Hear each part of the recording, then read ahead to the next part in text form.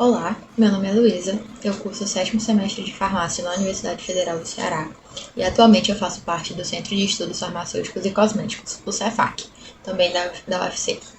E hoje eu vim levar vocês para conhecer o laboratório do Centro de Desenvolvimento e Ensaios Farmacêuticos, o CDFA, onde eles desenvolvem pesquisas utilizando principalmente nanotecnologia no desenvolvimento de novos fármacos. Bom, para começar a nossa visita, a Tainara, que irá nos orientar na tour pelo laboratório, primeiro realiza a paramentação com seus equipamentos de proteção, que no caso de um laboratório de pesquisa são o jaleco, a touca de cabelos, a calça comprida e o sapato fechado, que cubra toda a área do pé, assim como as luvas. Tudo isso é utilizado para proteger o pesquisador, pois muitas vezes este trabalha com substâncias corrosivas em alta temperatura ou altamente pressurizadas, que podem causar acidentes. Após estar devidamente paramentados, a Tainara nos guia pelo laboratório, mostrando os instrumentos utilizados na rotina da pesquisa, iniciando pelos aparelhos de testagem de dissolução. Esses aparelhos são utilizados para diversos fins, mas no caso da pesquisa do CDFA, ele tem a função de determinar a quantidade de um princípio ativo sendo liberada em um meio de dissolução, podendo ser submetido a condições diversas como rotação, temperatura, mudança de volume das soluções, entre outros variantes. Ao lado dos aparelhos de testagem de dissolução, nós temos a estufa. A estufa ela é um equipamento que cria um ambiente controlado, onde a temperatura, a umidade e a pressão podem ser estabelecidas para ser utilizado nos mais diversos fins. Um dos fins mais comuns são para a esterilização e a secagem de vidrarias utilizadas no laboratório, o cultivo de amostras de bactérias, porque ela gera condições propícias para o seu crescimento, e ainda ela pode ser utilizada para retirar a umidade de amostras, como no caso de medicamentos que estão sendo desenvolvidos. O próximo equipamento é chamado de evaporador rotativo a vácuo, e a sua principal função é facilitar a separação de solventes voláteis de uma determinada solução, com base na sua volatilidade, ou seja, na capacidade de mudar de líquido para vapor ou gás. Esse processo de separação ocorre através da evaporação e da condensação de substâncias. Apesar de não se tratar de um instrumento propriamente dito, o sistema de filtração de água é fundamental na rotina de um laboratório, visto que a água é o reagente mais utilizado na prática laboratorial. Um dos principais problemas que afetam as atividades laboratoriais é a facilidade de contaminação da água por substâncias como material particulado, substâncias inorgânicas, compostos orgânicos dissolvidos, micro-organismos e gases. Contaminantes estes que podem afetar diversas reações e estudos que estejam sendo conduzidos. Desse modo, o sistema de filtração retira esses contaminantes provenientes da água fornecida pelo abastecimento urbano e provê água adequada para a prática laboratorial.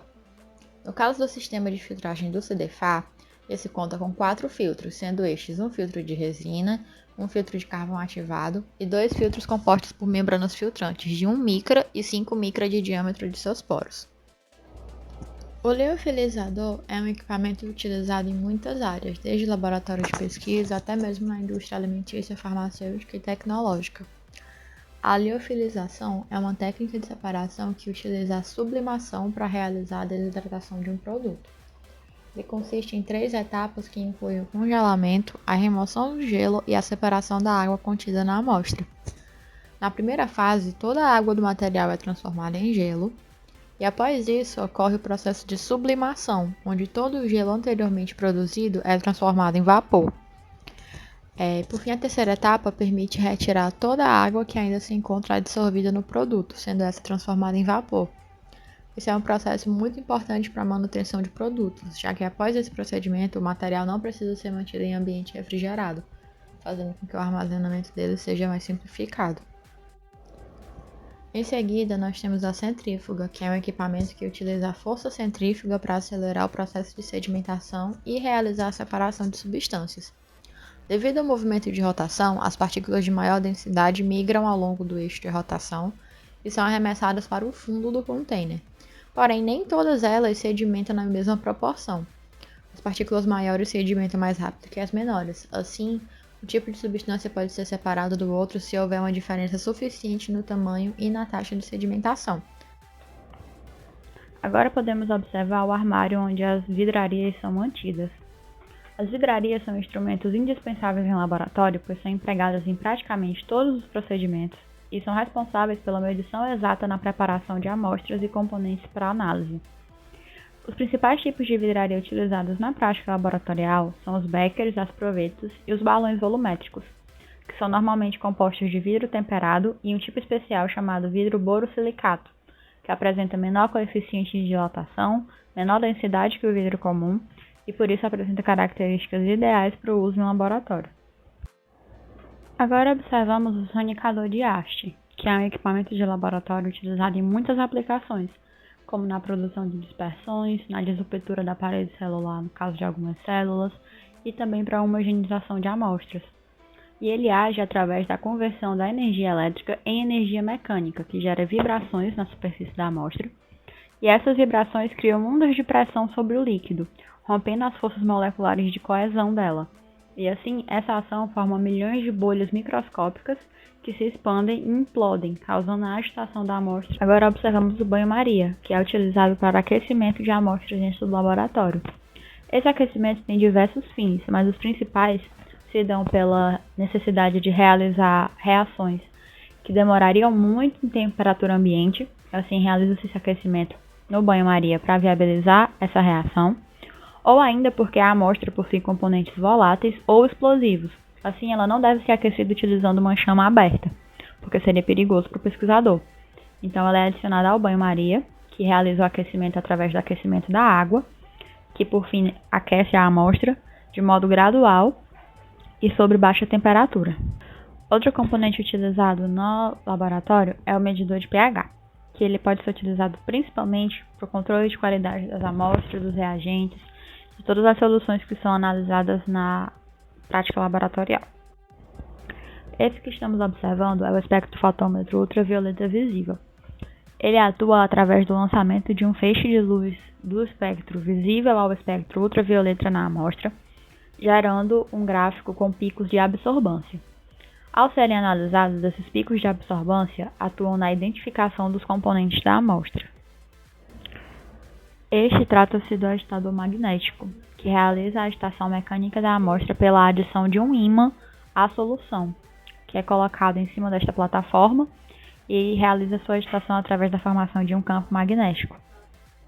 Este aparelho também se trata de um espectrofotômetro, contudo este é chamado espectrofotômetro de Fourier, ou de luz infravermelha.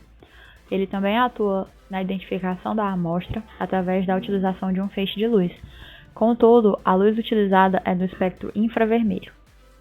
Em seguida, observamos o agitador multiplataforma, que assim como o agitador magnético, evita que forme-se precipitados ou que ocorra a decontação de soluções.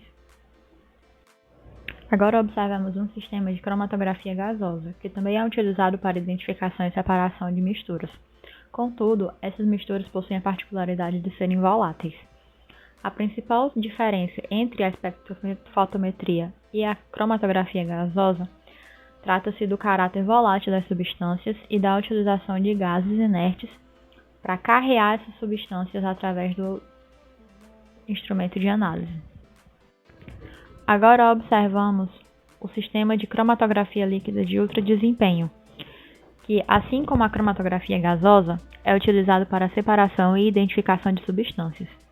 Contudo, esta é particularmente útil para a separação de materiais de grande peso molecular que possuem baixa volatilidade e não podem ser separados por cromatografia gasosa.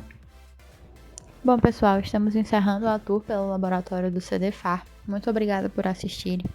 Para quem tiver interesse de conhecer um pouquinho mais sobre a pesquisa desenvolvida no laboratório, pode estar acompanhando a parte 1 desse vídeo, que foi desenvolvido pela Alice, que é chamada Um Dia de Cientista, o curso de farmácia da UFC e a área de pesquisa e desenvolvimento. Para quem tiver mais interesse, também pode estar acessando o site do Cefac e do CDFAR para obter mais informações. Tchau, tchau!